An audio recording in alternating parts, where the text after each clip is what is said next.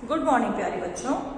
आज हम हमारी हिंदी वसंत की पुस्तक के पाठ 2 लाख की चूड़ियों का पठन प्रारंभ करेंगे। लाख की चूड़ियों पाठ के लेखक श्री कामदानाथ हैं। इस पाठ में हम लाख की चूड़ियों को बनाने वाले एक कारीगर बदलू की कहानी पढ़ेंगे। मशीनीकरण के कारण किस तरह बदलू का व्यवसाय प्रभावित हुआ, उसका व्यवसाय बंद हुआ और वह बेरोजगारी की स्थिति में आ खड़ा हुआ।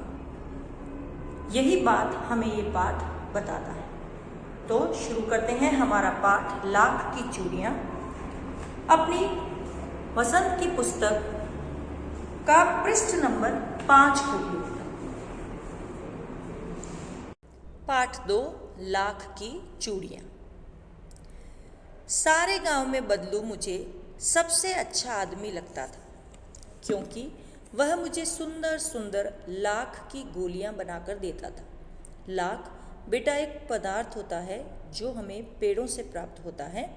उससे आभूषण, चूड़ियाँ और सजावट के सामान बनाए जाते हैं।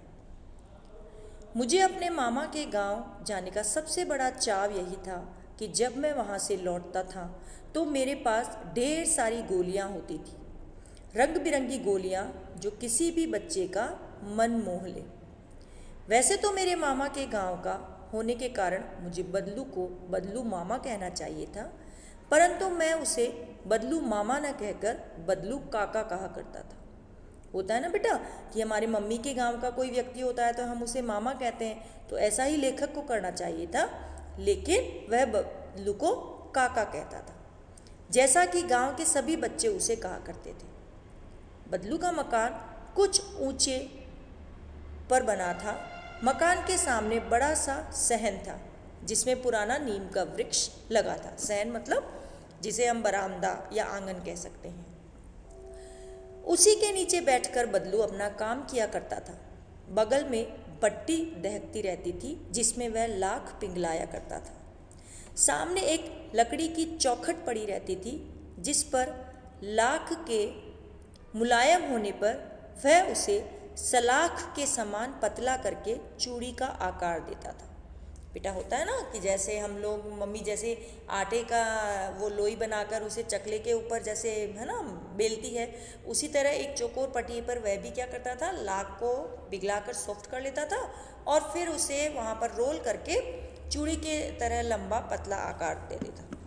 पास में 4-6 विभिन्न प्रकार की बेलन नुमा मुंगेरियाँ रखी रहती थी जो आगे से कुछ पतली और पीछे से मोटी होती थी, है ना। एक तरह का बेलन का शेप का बेटा, है ना, कि जो ऊपर की तरफ पतला और नीचे की तरफ मोटा, तो उस पर लपेट लपेट कर वह चूड़ियाँ बनाता था।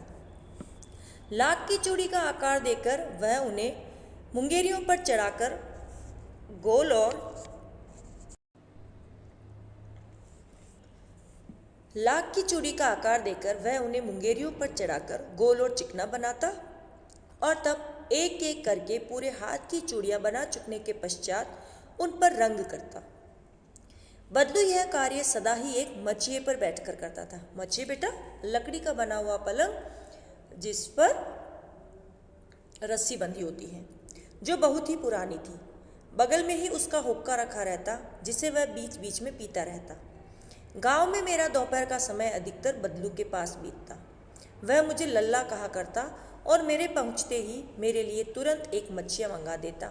मैं घंटों बैठे बैठे उसे इस प्रकार चूड़ियाँ बनाते देखता रहता। लगभग रोज ही वह 4-6 जोड़े चूड़ियाँ बनाता।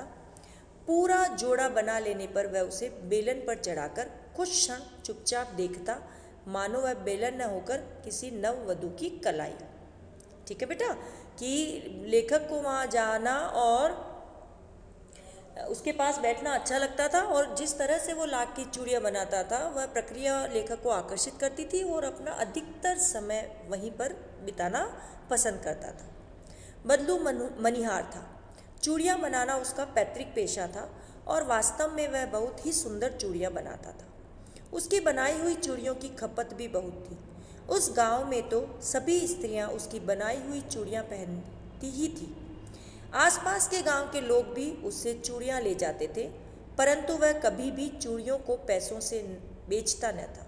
उसका अभी तक वस्तु विनिमय का तरीका था और लोग अनाज के बदले उससे चूड़ियाँ ले जाते थे। बदलू स्वभाव से बहुत सीधा था। मैंने कभी भी उसे किसी से झगड़ते नहीं देखा।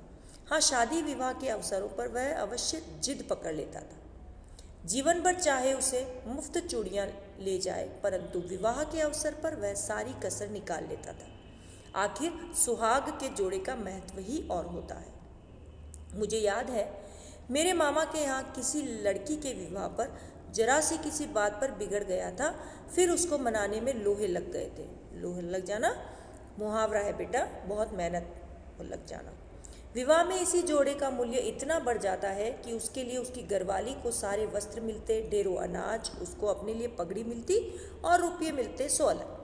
कि बेटा साधारण चूड़ियाँ तो बहुत कम दामों पर उसे बेचनी पड़ती थी, वह बेचता था, लेकिन उसकी जो सबसे ज़्यादा आय जो होती थी वो विवाह के अवसर पर विवाह के जब वो जोड़े बनाता था उनसे होती थी। वह जो नववधुएं होती थी उनके पसंद के चूड़े बनाता था और घर वालों से उसी के अनुरूप मेहनताना भी लेता था और खुश होकर लोग उसे पैसा भी ज़्यादा देते थे। वस्त्र, अनाज, बहुत सारी चीज़ें उसे उस अवसर पर मिलती थी। यदि संसार में बदलू को किसी बात से चिढ़ थी तो वह थी कांच की चूड़ियाँ। यदि किसी भी स्त्री के हाथों में उसे कांच की चूड़ियाँ दिख जाती तो वह अंदर ही अंदर कुढ़ उठता। कुढ़ मतलब चिढ़ जाता था और कभी कभी तो 2-4 बातें भी सुना देता। मुझसे तो वह घंटों बातें किया करता। कभी मेरी पढ़ाई के बारे में पूछता, कभी मेरे घर के बारे में और कभी यूं ही शहर के जीवन के बारे में। मैं उससे कहता कि शहर में सब कांच की चूड़ियाँ पहनते हैं, तो वह उत्तर देता, शहर की बात और है लल्ला, वहाँ तो सभी कुछ होता है। वहाँ तो औरतें अपने मर्द का हाथ पकड़कर सड़कों पर घूमती हैं और फिर उनकी कलाइयाँ नाजुक होती हैं ना, लाख की चूड़ियाँ पहने तो मोच आ जाए, है ना। कि जब लेखक कहता था कि आप यहाँ पर क्यों चिढ़ते हैं, शहरों में तो सब कांच की ही पहनती हैं, तो वह चिढ़कर उत्तर देता था कि शहरों में तो और भी बहुत कुछ होता है ना। कि शहर तो आधुनिकता के रंग में रंग चुके हैं और वहाँ पर किसी भी तरह की परंपरागत चीज़ों के लिए स्थान नहीं। और साथ ही यह भी ताना मारता था कि शहरों की औरतों की कलाइयाँ तो बहुत नाजुक होती है, लाख की चूड़ियाँ कांच की चूड़ियों से अपेक्षाकृत थोड़ी भारी होती हैं, तो कि यदि शहर की औरतें ऐसी भारी चूड़ियाँ पहनेगी तो उनकी कलाई में मोच आ जाएगी। कभी कभी बदलू मेरी अच्छी खातिर भी करता। जिन दिनों उनकी गाय के दूध होता वह सदा मेरे लिए मलाई बचा कर रखता और आम की फसल में तो मुझे आम खाने के लिए देता था। ठीक है बेटा, आज के लिए इतना ही। आज आपको इन्हीं दोनों पेज को पढ़ना है और पाठ का कवर पेज तैयार कर कर दिए गए कठिन शब्दों और शब्द अर्थों को लिखना है।